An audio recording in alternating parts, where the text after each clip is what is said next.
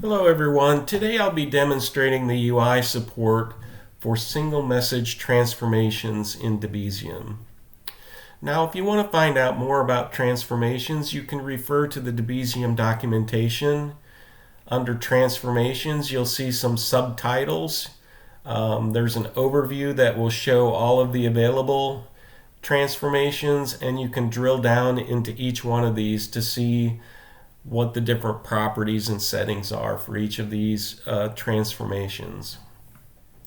So let's take a look at the UI. For this demonstration, I've already set the properties and validated for a Postgres connector. Let me click Next, which will take you into the additional properties. Filter definition, I'm going to go ahead and skip that. Now this step in the Create Connection wizard is the new step that's been added for transformations. You can click on this documentation link to take you directly to the documentation. I'm going to click Add Transformation, which will add a transformation. You just give it a name. I'm going to call this T1.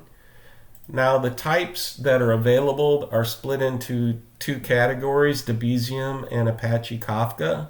I'm going to select one of the Debezium types for this example, and I'll just set a few properties on it.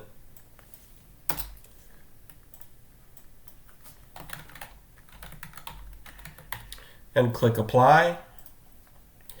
Now at this point, a handy tool is if you click Review and Finish, we'll take you to the final page of the Create Connector wizard that will show you all of the properties.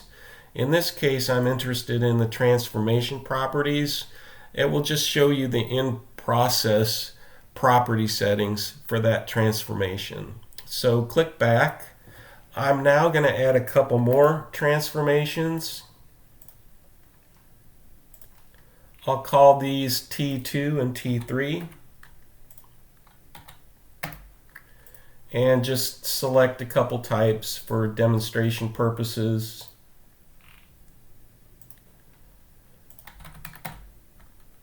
Again, once you're done with the entering properties, you can click Apply and you can continue next or go to the end.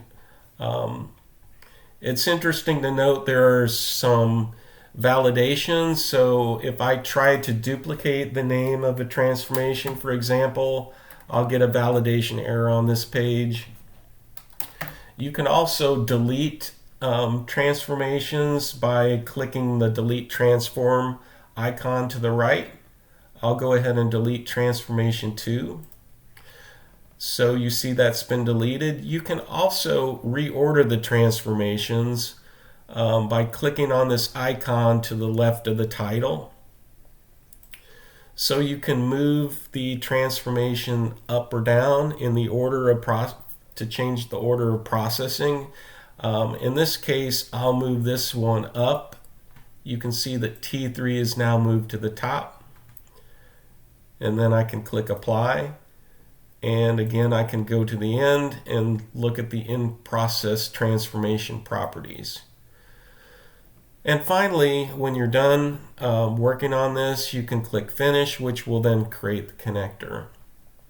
So that's a summary of this feature. I hope you found it useful, and please stay tuned for additional improvements to the UI in the coming months. Thank you.